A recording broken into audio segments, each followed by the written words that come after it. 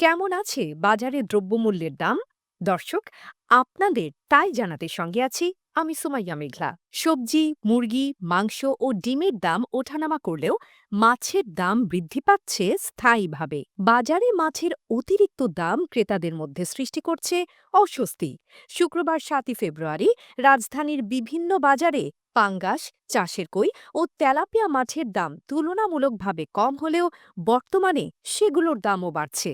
আজকের বাজারে চিংড়ি ৮০০ টাকা, শৈল ৬৫০ টাকা, রুই ৩৫০ টাকা, কাতল ৩২০ থেকে ৩৫০ টাকা, পাবদা ৪০০ টাকা, শিং ৫০০ টাকা, ট্যাংরা ৪০০ থেকে ৫০০ টাকা, বোয়াল ৫০০ থেকে ৬০০ টাকা ও মলা ৪০০ টাকায় বিক্রি হচ্ছে।